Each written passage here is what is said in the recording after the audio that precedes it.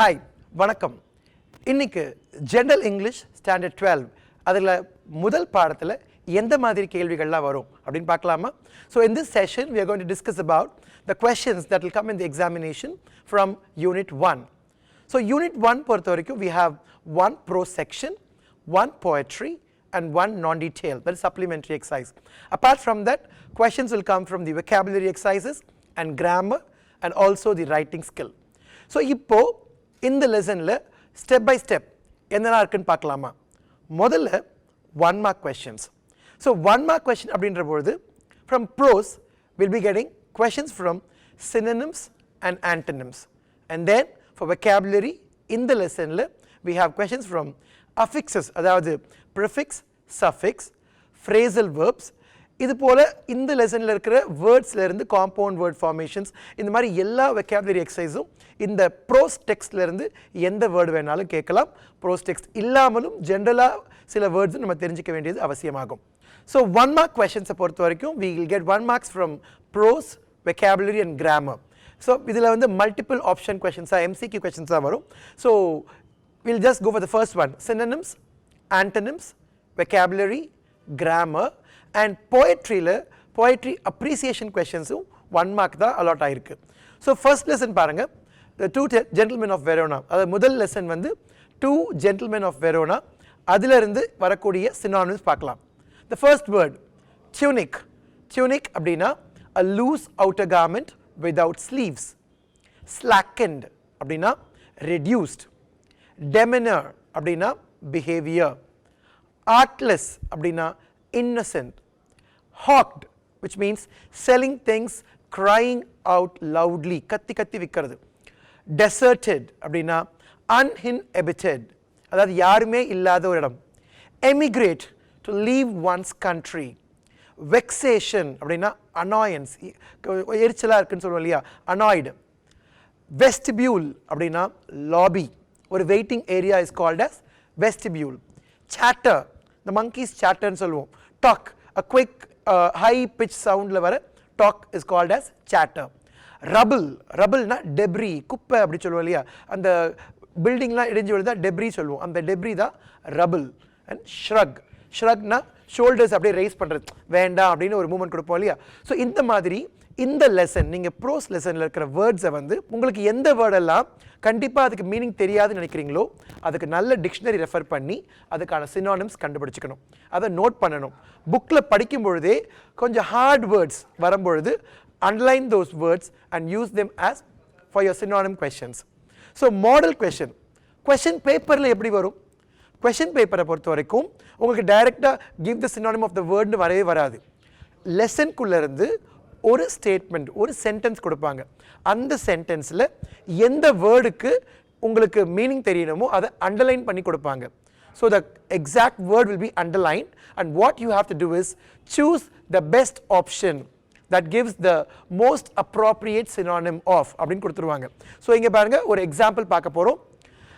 ஒரு சென்டென்ஸ் ஒரு மிடில்லேருந்து ஆரம்பிச்சிருக்காங்க. இது text book example. The other, a shortened army tunic gathered in loose folds. So இந்த gathered அப்படின்ற வேர்டை வந்து அண்டர்லைன் பண்ணியிருக்காங்க. gathered அப்படின்றதுக்கு என்ன meaning? A, collected, B, carried, C, opened, D, closed. So guess பண்ணிங்களா ஆன்சரை? Yeah, correct. gathered அப்படின்னா A, collected. ஸோ gatheredக்கு மீனிங் இஸ் collected. இது synonym. இதே போல தான் we have antonyms. what is antonyms? nim அப்படின்னா word, antos அப்படின்னா opposite. So antonym is nothing but ஒரு வேர்டுடைய exact opposite. ஸோ இப்போ பாருங்க, இந்த லெசனில் இருக்கிற சில ஹார்ட் வேர்ட்ஸ்க்கான antonym பார்க்கலாம். shabby, shabbyனா ரொம்ப அழுக்காக இருக்கிறது. ஸோ ஆப்போசிட் என்னது? நீட். worn, wornனா எப்படி? நிறைய போட்டு போட்டு பழையதாக இது. ஸோ அதுக்கு ஆப்போசிட் என்னது? New. So worn dress, new dress. Loose, so லூஸ்க்கு உங்களுக்கு எல்லாருக்கும் தெரியும் மீனிங் டைட். tangled, tangled ஹேர்னு சொல்லுவாங்க, சுருட்ட முடி, ரொம்ப அன்கெப்ட் ஹேர், நல்ல தலை வாராத ஒரு முடிக்கு பேர் tangled hair. ஸோ tangled ஹேருக்கு ஆப்போசிட் என்னவா இருக்கும்? ஸ்ட்ரைட். earnest, earnestனா ரொம்ப ரொம்ப நேர்மையான, ரொம்ப ஹம்பிளான. ஸோ அதுக்கு opposite is frivolous or indifferent. Extremely ஹாப்பின்னு சொல்லுவோம் இல்லையா, எக்ஸ்ட்ரீம்லினா ரொம்ப அதிகமான, அதுக்கு opposite is mildly or moderately அப்படின்ற மீனிங் இருக்கு. விண்டி, ரொம்ப புயல் அதிகமாக வீசுகிற ஒரு நாள், ஸோ விண்டிக்கு ஆப்போசிட் இஸ் காம், அமைதியான. டெசர்டட், யாருமே இல்லாத ஏரியா, டெசர்ட் பாலைவனம் மாதிரி இருக்கு, அப்போ அதுக்கு ஆப்போசிட் இஸ் ஹேபிட்டட். ஹேபிட்டட்னா நிறைய பேர் இருக்கிற இடம். டைனி, ரொம்ப ரொம்ப ஸ்மால், அதுக்கு ஆப்போசிட் இஸ் பிக், ஹியூஜ் அப்படின்ற வேர்டு தான் டைனிக்கு ஆப்போசிட். லார்ஜ், என்ன வேர்டு எக்ஸாம் கேட்டிருக்காங்களோ அதை நீங்கள் யூஸ் பண்ணிக்கலாம். ஸ்கார்ஸ்லி அப்படின்னா ரொம்ப ரொம்ப குறைவான, ஸ்கார்ஸாக இருக்குது, ரொம்ப கம்மியாக இருக்குது, அப்போது போதுமாக இருக்குன்றதுக்கு சஃபிஷியன்ட்லி, ஸோ அதுக்கு opposite is sufficiently. So words எல்லாம் புரிஞ்சிருக்கும். எக்ஸாம்பிள் எப்படி கேட்பாங்க பாருங்கள். He shrugged his shoulders to convey his disapproval of their shabby appearance. So ஷாபின்ற வேர்டுக்கு ஆப்போசிட் கேட்டிருக்காங்க. ஸோ ஏ டர்ட்டி, ஸோ ஷாபிக்கு மீனிங் தான் டர்ட்டி. பி நீட், ஸோ நீட்டாக இருக்கிறது ஷாபிக்கு ஆப்போசிட். ஸோ அதை பார்த்த உடனே நீங்கள் ஆப்ஷன் பி தான் ஆன்சர்னு மார்க் பண்ணிட்டு போயிடலாம். சியும் டியும் பார்க்க கூட தேவையில்லை இல்லையா. இதே மாதிரி எக்ஸாமில் ப்ராக்டிஸ் பண்ணுங்கள். ஸோ சினானிம்ஸ் பார்த்தாச்சு, ஆன்டனிம்ஸ் பார்த்தாச்சு. அடுத்து வெக்காபுலரி. யூனிட் 1ல் என்னென்ன வெக்காபுலரி இருக்குது தெரியுமா? ஹோமோஃபோன்ஸ். ஹோமோஃபோன்ஸ்னால் தெரியும், ஒரே மாதிரி சவுண்ட் உள்ள 2 வார்த்தைகள். ஸோ அந்த 2 வார்த்தைகளுக்கு ஸ்பெல்லிங் வேறு வேறு இருக்கும், ஆனால் ஒலி கேட்கும்போது ஒரே மாதிரி இருக்கும். ஸோ அந்த மாதிரி வேர்ட்ஸ் நிறைய எக்ஸாம்பிளாக புக்கில் கொடுத்துருக்குறாங்க. ஸோ ஹோமோஃபோன்ஸ், கன்ஃபியூசபிள்ஸ், இது ரெண்டுமே ஒரு 2 செக்ஷனாக கொடுத்துருக்குறாங்க. அடுத்தது ஃப்ரேசல் வேர்ப்ஸ். இங்கிலீஷில் இடியம்ஸும் ஃப்ரேசல் வேர்ப்ஸும் ரொம்ப இம்பார்ட்டன்ட். ஸோ முதல் பாடத்திலேயே ஃப்ரேசல் வேர்ப்ஸை இன்ட்ரோ பண்ணியிருக்காங்க. நீங்கள் அந்த ஃப்ரேசல் வேர்ப்ஸுக்கான மீனிங்கையும் நோட் பண்ணி வச்சுக்கணும், அது சென்டென்ஸில் ஃப்ரேம் பண்ணவும் தெரியணும். ஆனால் எக்ஸாமில் வந்து ஒரு வாக்கியம் கொடுத்துருவாங்க, ஃப்ரேசல் வேர்பை அண்டர்லைன் பண்ணுவாங்க, அதுக்கான மீனிங் 4 ஆப்ஷனாக கொடுப்பாங்க, நீங்கள் சூஸ் பண்ணணும், 1 மார்க் கிடைக்கும். அஃபிக்ஸஸ், அதாவது ப்ரிஃபிக்ஸும் கேட்கலாம், இல்லைனா சஃபிக்ஸும் கேட்கலாம். அவங்க form a word using the derivative ஏதாவது கொடுத்துட்டு they'll just give you the derivatives. அந்த ஃபார்ம் இன், ஆன், அன், இந்த மாதிரி குட்டி குட்டி வேர்டு கொடுத்து அதில் எந்த வேர்டு கரெக்டாக உங்களுக்கு ஜாயின் ஆகும். ஃபார் எக்ஸாம்பிள், எந்த ப்ரிஃபிக்ஸ் இந்த வேர்டுக்கு சூட் ஆகும் நீங்கள் கண்டுபிடிக்கணும். அதே மாதிரி ஒரு வேர்டுக்கான எக்ஸாக்ட் சஃபிக்ஸ் போட்டிங்கன்னா ஒரு அழகான டெரிவேட்டிவ் ஃபார்ம் கிடைக்கும். ஸோ அதுதான் நீங்கள் ப்ராக்டிஸ் பண்ணணும். அடுத்து கிராமரில் உங்களுக்கு மாடல்ஸ் இருக்குது, அதே போல் you be getting tense forms. இது 2 தான் 1 மார்க்கில் வரும். ஸோ இப்போ எக்ஸாம்பிள் பார்க்கலாமா? முதல்ல form a derivative by adding the prefix to the word power. power அப்படின்ற வேர்டுக்கு எதை போடலாம்? இம்பவர் போட முடியுமா? முடியாது. அன்பவர் போட முடியுமா? முடியாது.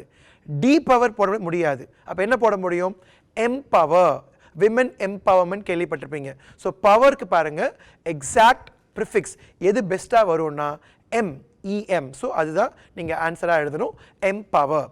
செகண்ட் பாருங்கள், replace the underlined word with phrasal verb. Afsar looks weak because of his recent illness. So அவங்க கொடுத்துருக்குறாங்க, அஃப்சருக்கு வந்து ரீசெண்டாக உடம்பு சரியில்லை, அதனால் வீக்காக இருக்கிறான். அப்போ அந்த வீக்குன்ற வேர்டை ஒரு ஃப்ரேசல் வேர்பில் போடணும். 4 ஆப்ஷன் கொடுத்துருக்காங்க, எல்லாமே ரன் வச்சு. Run out, run down, run off, run over. இதில் எது கரெக்டாக இருக்கும்? ஸோ பார்த்தீங்கன்னா ரன் டவுன். ரன் அவுட் உங்களுக்கு கேள்விப்பட்டிருப்பீங்க, சீக்கிரமாக காலியாகிறது, ரன் அவுட் ஆகிடுறது. ரன் ஆஃப், விட்டு ஓடிடுறது. ரன் ஓவர், ஒரு சென்டென்ஸ்க்கு இன்னொரு சென்டென்ஸ் மேலே மேலே எழுதினாலும் ரன் ஓவர் சொல்லுவோம். ஸோ ஆனால் இந்த இடத்துல ரன் டவுன் அப்படின்னா எக்ஸாஸ்ட். ஸோ அவன் வந்து உடம்பு சரியில்லை, அதனால் டோட்டலாக எக்ஸாஸ்ட் ஆகிட்டான் அப்படின்னு கொடுத்துருக்குறாங்க. இப்போ கிராமரில் எப்படி கேட்பாங்க? இது புக்கில் இருக்க எக்ஸாம்பிளே கொடுத்துருக்குறேன். Choose the correct form of the word and complete the sentence. someone dash to our conversation. பாருங்க, keep quiet. யாரோ நம்மளுடைய கான்வர்சேஷனை ஒட்டு கேட்குறாங்க. இந்த ஒட்டு கேட்குறாங்கன்றதை எப்படி சொல்லணும்? இஸ் லிசனிங்கா இந்த இடத்துல, லிசன்டா, ஆர் லிசனிங்கா, ஹேஸ் பீன் லிசனிங்கா. நம்ம கான்வர்சேஷன் யாரோ கவனிக்கிறாங்கன்னு இருக்கு இல்லையா, ஸோ அது கவனிக்கிறாங்கன்றது என்ன மீனிங்? ஸோ இங்கே யூ ஹேவ் டு ஃபினிஷ். இந்த மாதிரி ஒரு some dash to a conversation அப்படி வரும்போது இதுக்கான correct option will be is listening. இப்போது கேட்டுக்கிட்டு இருக்காங்க, இப்போது கவனிச்சுக்கிட்டு இருக்காங்க. ஸோ அதனால் நீங்கள் 4 ஆப்ஷன் போட்டு பாருங்கள். லிசன்டு வருமா? வராது. ஸோ இஷ்ன்னு சொல்கிறனால இப்போ நடக்கிற ஒரு இன்சிடென்ட், அதனால் இஸ் லிசனிங் அப்படின்னு போடணும். அடுத்து பாருங்கள், மாடல்ஸ். மாடல் வேர்ப்ஸ் இந்த லெசன் நடத்தும்போது சொல்லி கொடுத்துருப்பாங்க உங்களுக்கு எத்தனை டைப் ஆஃப் மாடல் 13 மாடல் இருக்குது 9 மாடல்ஸ் ப்ளஸ் 4 செமி மாடல்ஸ் அதில் இவங்க 4 வந்து ஆப்ஷனாக கொடுப்பாங்க Hima Das ran so fast that she dash win the medal இப்போ ran கொடுத்துருக்காங்க past tense அப்போ past tenseக்கு can வருமா could வருமா வெரி குட் could தான் வரும் ஸோ இங்கே ஆப்ஷன் என்னது could ஸோ இந்த மாதிரி நீங்கள் 4 ஆப்ஷனில் எது கரெக்டான ஆப்ஷனோ அதை ஃபில் பண்ணிங்கன்னா உங்களுக்கு ஈஸியாக இருக்கும் அடுத்தது 1 mark from poetry so poetry I think நீங்கள் இந்த வீக் கிளாஸில் கவனிக்கும் போது காசில் போயம் நடத்தியிருப்பாங்க ரொம்ப இன்ட்ரெஸ்டிங்காக இருந்திருக்கும் இல்லையா அந்த காசில் போயமில் லைன்ஸ்குள்ளேருந்து சில கொஷின்ஸ் கேட்பாங்க அதுக்கு நான் ஒரு மாடல் கொடுத்துருக்குறேன் ஃபர்ஸ்ட் பாருங்கள் உங்கள் புக்கில் இருக்கிற 4th question read the given lines and answer the question that follow in a line or two ஏன்னா இதுக்கு மார்க் எவ்வளோ ஒன்று தான் ஸோ அந்த ஒரு மதிப்பெண்ணுக்கு ஒரு வேர்டு ஆன்சராக இருந்தால் கூட போதும் ஆனால் சென்டென்ஸாக எழுதுங்க ஃபர்ஸ்ட் எக்ஸாம்பிள் பார்க்கலாம் all through the summer at ease we lay and daily from the turret wall we watch the mowers in the hay so இதுக்கு who does we refer to we refers to the soldiers so the soldiers என்ற வேர்டுக்கு தான் 1 mark second பாருங்க how did the soldiers spend the summer days the soldiers spent the summer days at ease னா ரிலாக்ஸ்டா so அந்த relaxed அப்படின்றத நீங்கள் underline பண்ணிட்டீங்கன்னா 1 மார்க் கொடுத்துருவாங்க மூணாவது ஒரு கொஸ்டின் கொடுத்துருக்காங்க what could they watch from the turret wall so turret wall சொல்லி கொடுத்துருப்பாங்க அந்த டவர் ஒரு காசலுக்கு மேலே இருக்க ஷார்ட் டவர் அங்கேருந்து போயிட் பார்க்கும்போது இது தெரிஞ்சுது பார்த்தீங்கன்னா they could watch the mowers யார் கிராஸ் கட்டர்ஸ் ஸோ புல் வெட்டுறவங்கள தான் அவங்க மேலேருந்து பார்த்தாங்கன்னு கொடுத்துருக்குறாங்க ஸோ இந்த எக்ஸாம்பிளுக்காக ஃபஸ்ட் கொஸ்டினை பண்ணியிருக்கேன் நீங்கள் மீதி நாளை நீங்கள் ப்ராக்டிஸ் பண்ணுங்கள் அடுத்து போயமில் வெறும் அப்ரிசியேஷன் கொஸ்டினோட முடியாது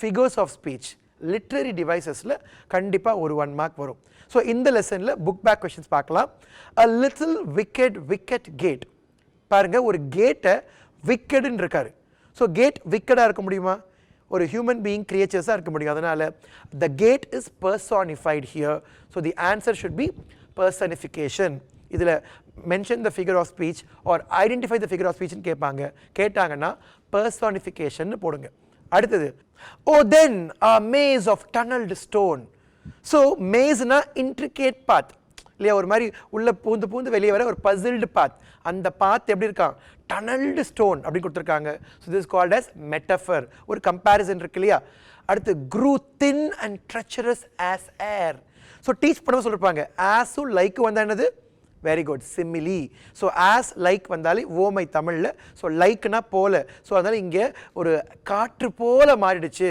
அவ்வளோ ஸ்ட்ராங்கான கோட்டை இப்போ வெறும் காற்று மாதிரி மாறிடுச்சு ஸோ அந்த ஆஸ்ன்றது சிமிலியை குறிக்குது இது தவிர இந்த போயமில் நிறைய ரைமிங் வேர்ட்ஸ் பார்த்துருப்பீங்க இல்லையா டியர் ஃபியர் ஸோ அந்த வேர்ட்ஸ் எல்லாம் அண்டர்லைன் பண்ணி படிச்சுக்கோங்க அதில் ஒரு 1 மார்க் கொஸ்டின் கேட்கலாம் ஐடென்டிஃபை த ரைமிங் வேர்ட்ஸ் அடுத்து அலிட்ரேஷன் இந்த போயமில் வி வாட்ச்டு WW இருக்கும் இல்லையா அந்த 2 WW அண்டர்லைன் பண்ணுறதுனால அதுக்கு பேர் என்னது அலிட்ரேஷன் தமிழில் மோனைன்னு படிச்சிருப்பீங்க முதல் எழுத்துக்கள்லாம் சேர்ந்து வர்றது வந்து அலிட்ரேஷன் ஸோ அதில் ஒரு 1 மார்க் கிடைக்கும் ரைம் ஸ்கீம் இந்த போயமில் ஏபி அப்படின்னு லைனில் நீங்கள் அந்த லாஸ்ட் வேர்டு வந்து என்ன ரைம் ஸ்கீமில் வருதுன்னு போடுவீங்க mention the rhyme scheme of the poem கேட்பாங்க அந்த ரைம் ஸ்கீமையும் நீங்கள் மென்ஷன் பண்ணணும் அதுக்கு ஒரு 1 மார்க் கிடைக்கும் ஸோ 1 மார்க் கொஸ்டின் பொறுத்த வரைக்கும் யூல் பி கெட்டிங் ஒரு சினானிம் கொஸ்டின் ஒரு ஆண்டனிம் கொஸ்டின் ஒரு வெக்காபுலரியில் ஒரு கொஸ்டின் கிராமரில் questions and then போயட்ரியில்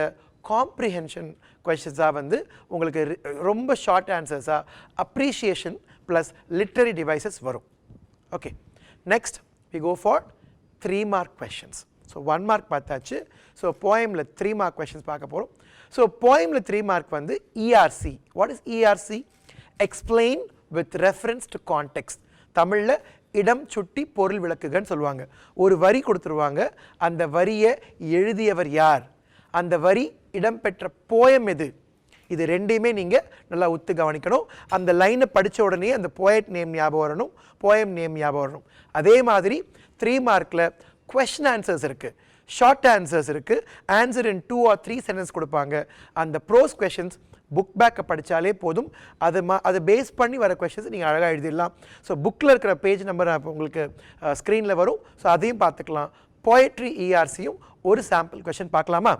So 3 mark short answers. 3 mark short answers in prose. So இதில் பாருங்க முதல் 3 questionக்கான ஆன்சர் டிஸ்கஸ் பண்ணலாம். Who did the narrator meet at the outskirts of Verona? இந்த கதை ஆரம்பத்தில் பார்த்துருப்பீங்க. வெரோனால இந்த நரேட்டர் யாரை பார்த்தாரு? The narrator met two brothers. நீங்கள் ஓனாவும் எழுதலாம். The narrator met two small boys on the outskirts of Verona selling wild strawberries. இது மாதிரி நீங்கள் எக்ஸ்பேண்ட் பண்ணி எழுதலாம். பட் நான் key ஆன்சர்ஸாக the narrator met two brothers, Niccolo and Jacopo. So Jacopo or Jacopo, the pronunciation can depend upon your will. So at the outskirts of Verona. So அது கொஸ்டின்லேயே இருக்குது. So நமக்கு தேவையான ஆன்சர் யாரை பார்த்தாங்க, who. அந்த ஹூக்கான பதில் என்னது? two brothers or two little boys. Name தெரிஞ்சதுன்னா நிக்கோலோ அண்ட் ஜாக்கப்போ அப்படின்னு எழுதிக்கோங்க. செகண்ட் கொஸ்டின் பாருங்க. Why did the driver not approve of the narrator buying fruits from the boys? So ஆரம்பத்தில் ஞாபகம் இருக்கும். டிரைவர் பேர் என்னது? Very good, Luigi. அந்த லூயிஜின்றவர் ஏன் இந்த பசங்கிட்ட அந்த ஃப்ரூட்ஸ் வாங்க வேண்டான்னு சொன்னாங்க அப்படின்னு கேட்டிருக்காங்க. ஏன், வைனா ஏன். ஸோ அந்த ஏன்ன்ற காரணம் ஞாபகம் இருக்கா? Very good. அந்த மெயின் காரணம் என்னது? ஷாபி ட்ரெஸ். அந்த ரெண்டு பிள்ளைங்களும் ப்ராப்பராக ட்ரெஸ் பண்ணலை, பார்க்கறதுக்கு கொஞ்சம் அழுக்காக இருந்தாங்க. ஸோ அதனால் the boys looked very shabby and the driver thought that the fruits also might not be clean and neat. So இந்த பிள்ளைங்க காட்டு ஸ்ட்ராபெரி விற்கிறாங்க, ஸோ அந்த ஸ்ட்ராபெரி க்ளீனாக இருக்காது. அப்புறம் அவர் என்ன காரணம் சொல்லுவார்? நல்ல ஸ்ட்ராபெரி ஊருக்குள்ளே கிடைக்கும். So the driver did not approve of the narrator buying fruits from the boys. Third question. Describe the appearance of Niccolo and Jacopo. So Niccolo and Jacopo எப்படி இருந்தாங்க? Niccolo and Jacopo were brothers. இது first பாயிண்ட்டாக போட்டுக்கோங்க. Niccolo was 13 years old and Jacopo seemed to be 12 years old. அது 1 year younger. They looked shabby with a worn jersey. போட்டு அழுக்கான ஒரு Jersey dress and short-end army டியூனிக். அவன் மடித்து ஃபோல்டடாக போட்டிருந்தான் இல்லையா? ஸோ அந்த ஷார்ட்-எண்ட் ஆர்மி டியூனிக்.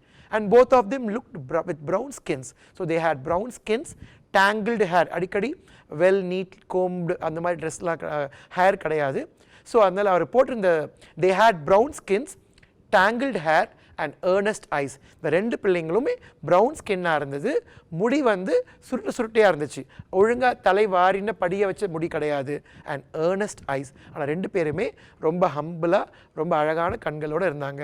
அதை பார்த்து தான் அட்ராக்ட் ஆகி அவர் அந்த பிள்ளைங்க கிட்ட அந்த big basket of wild strawberries வாங்கியிருப்பார். ஸோ கதையை அப்படியே ரீகலெக்ட் பண்ணிட்டோம் இல்லையா? ஸோ இதுதான் 3 mark ஷார்ட் ஆன்சர்ஸ். நான் முதல் 3 பண்ணேன், அடுத்த 4 நீங்கள் ப்ராக்டிஸ் பண்ணிக்கோங்க. அடுத்தது, ஸோ இந்த கொஷின்ஸ் எல்லாமே புக்கில் இருக்க எல்லா கொஷின் புக் பேஜ் நம்பர் 5ல் இருக்குது. அது எல்லாமே உங்கள் ஸ்க்ரீனில் இருக்குது. நெக்ஸ்ட் ERC போயட்ரியில் இதே மாதிரி 3 marksக்கு ஃபஸ்ட்டு போயமில் புக்லேயே பாருங்கள் 4 ERC கொடுத்துருக்குறாங்க. நான் அதை படித்து காட்டுறேன், ஒரு லைன் தான்றனால. ஃபர்ஸ்ட் கொஷின் பாருங்கள். They seemed no threat to us at all.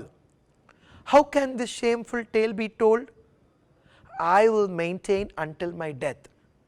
Our only enemy was gold. இந்த 4 கொஷின் தான் புக்லேயே இருக்குது. இந்த 4ல் ஒன்று தேர்வுக்கு வரலாம். ஸோ நான் இதில் ஒரு எக்ஸாம்பிள் பண்ணி காட்ட போகிறேன். A. They seemed no threat to us at all. எங்களுக்கு அது ஒரு த்ரெட்டாகவே இல்லை அப்படின்னு இந்த போயட் எதை சொல்கிறாரு? So this line is taken from the poem த காசில். த காசில் அப்படின்னு போடுறதுக்கு 1 mark. எட்வின் முயர் அப்படின்னு சொல்கிறதுக்கு ஒரு 1 mark. ஸோ நீங்கள் இந்த போய்டிக் லைனை முதல் எழுதுங்க, அடுத்து ரெஃபரன்ஸ் போட்டுட்டு this line is taken from the poem The Castle written by the famous poet, Scottish poet Edwin Muir. Explanation. The soldiers were watching from the turret wall on the castle. Castle இருக்கிற turret wall இருந்து பார்க்குறாங்க. அவங்க என்ன பார்த்தாங்க?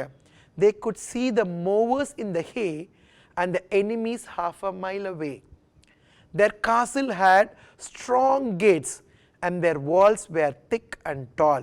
இப்படி இருக்கிறனால the enemies posed no threat to them. So உங்களுக்கு தெரிய வேண்டியது யார்? தே யாரை குறிக்குது? எனிமியை. அஸ் யாரை குறிக்குது? சோல்ஜர்ஸை. இது 2 தெரிஞ்சாலே நீங்கள் அழகாக இந்த ஒரு 1 mark கிடச்சிரும்.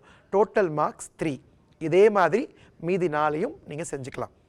Okay, will you try it? Next we come to the final section. So இதில் வந்து we have 5 mark paragraph answers அப்படின்ற பொழுது we'll be getting one from prose, one from poetry, one from supplementary, and the last from writing section. So 5 mark prose அப்படின்ற போது ப்ரோஸில் வந்து ஒரு 4-5 question கொடுத்துருக்குறாங்க. கேட்ட கேள்விக்கு ஏற்ற மாதிரி நீங்கள் அந்த சம்மரி எழுதணும். காசல் இந்த போயம்கான சம்மரியை நான் உங்களுக்கு எக்ஸ்பிளைன் பண்ண போகிறேன். ஸோ நீங்கள் ஃபில் பண்ணிட்டா போதும், 5 மார்க்ஸ் ஃபுல்லாக கிடைக்கும். ஸோ இதுக்கு என்ன பண்ணணும், ஃபஸ்ட்டு இந்த காசல் எட்வின் முயிர் அப்படின்னு போட்டுருங்க. ஒரு தீம் கன்வே பண்ணக்கூடிய போயம், ஒரு ஃபிலசாபிக்கல் போயம். ஸோ அதை வந்து நீங்கள் அலிகாரி ALLEGORY போட்டுக்கலாம். And this poem is about weakness of human being or the weakness of citadel here. So நீங்கள் இந்த போயம் சம்மரி எழுதும்போது the castle by Edwin Muir is a moving poem on the capture of a well-guarded castle. The soldiers of the castle were totally stress-free and relaxed. They were confident of their castle's physical strength. Through the turrets, they were able to watch the movers, and no enemy was found up to a distance of half a mile, and so it seemed no threat to the castle. They had plenty of weapons to protect, a large quantity of ration in stock to take care of the well-being of the soldiers inside the castle. The soldiers stood one above the other on the tower, watching to shoot enemies at sight. They believed that the castle was absolutely safe because their captain was brave and the soldiers were loyal. Even by a trick, no one but the birds could enter. No one would be lured with the bait for the entry inside the castle. But there was a wicket gate, a small gate, guarded by a wicked guard. He let in the enemies inside the famous citadel that had been known for its secret gallery and intricate path. The strong castle became weak and thin because of the greedy, disloyal warder. The citadel was captured by the enemies for gold. The narrator lamented over the disloyalty of the useless warder and also decided not to disclose this shameful story to anyone. He was helpless and wondered how he would keep his truth to himself. He regretted for not finding any weapon to fight with the enemy called gold. So இப்போ pros 5 mark பார்த்துட்டோம், poetry 5 mark பார்த்துட்டோம். அடுத்தது supplementary section. சப்ளிமெண்ட்ரியை பொறுத்த வரைக்கும் உங்களுக்கு ரொம்ப easy. ஒரே ஒரு ஸ்டோரியோட ஒரு டெவலப்பிங் ஹின்ஸ் தான் கொடுப்பாங்க. அந்த ஒரு கொஷின் பார்த்தீங்கன்னா எப்படி இருக்கும்னா, அவங்களே ஹின்ஸ் கொடுத்துருவாங்க. இதில் ரெட்டில் இருக்க பாருங்கள், அந்த வேர்ட்ஸ் தனித்தனியாக. ஸோ இங்கே கலரில் இருக்க பாருங்கள், அந்த கலரில் கொடுத்த வேர்ட்ஸ் எல்லாம் அவங்க ஹின்ஸாக கொடுத்துருவாங்க. நீங்கள் அதை டெவலப் பண்ணி ஒரு ஸ்டோரியாக எழுதணும். ஸோ உங்களுக்கு ஏற்கனவே இந்த ஸ்டோரி நடத்தியிருப்பாங்க, God sees the truth but waits. So அதில் ஐவன் டிமிட்ரிச் அக்சியானோவ் எவ்வளோ கஷ்டப்பட்டார்ன்றதை படிச்சிருப்பீங்க. ஸோ இந்த ஸ்டோரிக்கான கீவேர்ட்ஸ் இருக்குது.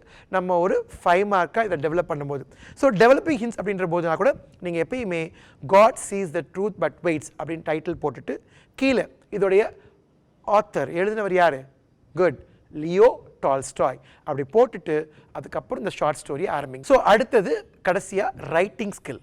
ரைட்டிங் ஸ்கில்லில் வி ஹாவ் 1 5 மார்க் கொஸ்டின். அது எப்படி லெட்டர் ரைட்டிங்காக வரும்.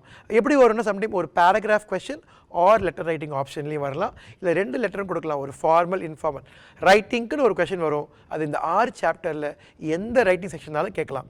ஸோ இப்போ நம்ம பார்க்க போகிறது லெட்டர் ரைட்டிங்கில் formal writing and informal letter writing. இது ரெண்டுக்கும் உள்ள பேசிக் வித்தியாசங்கள் மதிப்பெண் அடிப்படையில். ஃபார்மல் லெட்டர் அப்படின்ற போது ஃப்ரம், டு, சல்யூட்டேஷன், subdivisions போட்டு subject போட்டுட்டு then you have to write the paragraph, the body of the letter with the proper introduction and the content and conclusion. Then thank you அப்படின்னு போட்டுட்டு yours faithfully and then your subscription, உங்கள் signature or XXX அப்படி போட்டுட்டு address on the envelope. இவ்வளவும் போட்டால் தான் அது ஒரு ஃபார்மல் லெட்டர். இன்ஃபார்மல் லெட்டர் அப்படின்ற பொழுது நீங்கள் டைரெக்டாக you will just right your location, then dear போட்டு ஆரம்பித்து கண்டென்ட் கொடுத்துட்டு தேங்க்யூ, யோர்ஸ் லவ்விங்லி அப்படின்னு முடிச்சிடலாம்.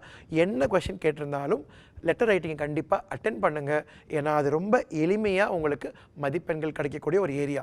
ஸோ இப்படி எல்லாம் பார்த்தாச்சு. இப்போது யூனிட் 1ல் உங்களுக்கான மதிப்பெண்கள் ரெடியாக இருக்குது இல்லையா? யூனிட் 1ல் ப்ரோஸும் படித்தாச்சு, போயம் படித்தாச்சு, நோயந்தல் படித்தாச்சு. இந்த யூனிட் 1 மட்டும் தரவாக படித்தாலே உங்களுக்கு தேர்வில் ஒரு 15லேருந்து 20 மதிப்பெண் வரைக்கும் வரக்கூடிய வாய்ப்பு இருக்குது. ஓகே, இப்போது மீண்டும் ஒரு முறை முதல்ல இருந்து இந்த யூனிட் 1ல் என்னெல்லாம் பார்க்கணும் அப்படின்னு பார்க்கலாமா?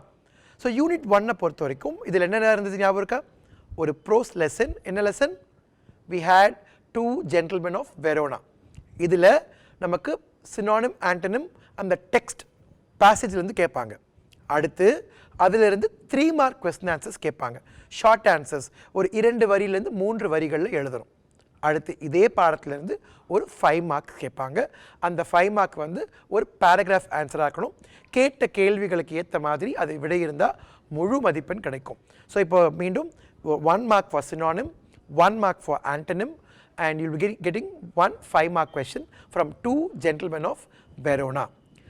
இதுக்கப்புறம் we have language study, அதாவது vocabulary exercises இருக்குது. அதில் என்னெல்லாம் இருக்குது? அவங்க நார்மலாக கொஞ்சம் சினானிம் ஆண்டனிம் கொடுத்துருக்குறாங்க. தென் தேவ் ஆஸ்ட் கன்ஃபியூசபிள்ஸ். ஸோ ஒரே மாதிரி இருக்க ஹோமோஃபோன்ஸ், ஹோமோனிம்ஸ் இந்த மாதிரி வேர்ட்ஸில் they will be asking exercise. So அதில் உங்களுக்கு ஒரு 1 mark question வரும். அடுத்து phrasal verbs, idioms and phrasesல ஒரு 1 mark. அடுத்து ப்ரிஃபிக்ஸ் சஃபிக்ஸ். ஸோ ஒரு வேர்டு, இதுக்கு நீங்கள் நிறைய வேர்ட்ஸ் ரெகுலராக படிச்சுட்டே இருக்கணும். இந்த நீங்கள் டெக்ஸ்ட்லேருந்து வர வேர்ட்ஸு, போயம்லேருந்து வர வேர்ட்ஸ், எந்த வேர்டுக்கு வேணால் ப்ரிஃபிக்ஸ் சஃபிக்ஸ் அவங்க கேட்கலாம். ஸோ ப்ரிஃபிக்ஸ் சஃபிக்ஸ் ப்ராக்டிஸ் பண்ணிக்கோங்க. அடுத்தது, ஸோ இதெல்லாம் லாங்குவேஜ் ஸ்டடி. கிராமரில் இந்த லெசனில் டென்சஸ் இருக்குது அண்ட் மாடல்ஸ் இருக்குது. இந்த டென்ஸ் மாடல் ரெண்டுலேயுமே 1 மார்க் கொஷின் தான் கேட்க முடியும். ஸோ அந்த 1 மார்க் கொஷினை வந்து இது ரெண்டே நீங்கள் படிச்சுக்கிட்டா போதும். புக் பேக் எக்ஸசைஸே நிறையா இருக்குது. அது எல்லாத்தையும் தருவாக போயிட்டீங்கன்னா கண்டிப்பாக முழு மதிப்பெண் வாங்கிடலாம். அடுத்தது இது 2 பார்த்தாச்சியா? 2 மார்க் கொஷின், அதாவது 2 1 மார்க்கை ஜாயின் பண்ணி ஒரு 2 மார்க்ஸாக கேட்பாங்க போயட்ரிலேருந்து. நம்ம அதனால தான் 1 மார்க்லேயே டிஸ்கஸ் பண்ணிட்டு வந்தோம். ஆனால் எக்ஸாமில் வந்து அதை 2 கொஷினாக கிளப் பண்ணுவாங்க.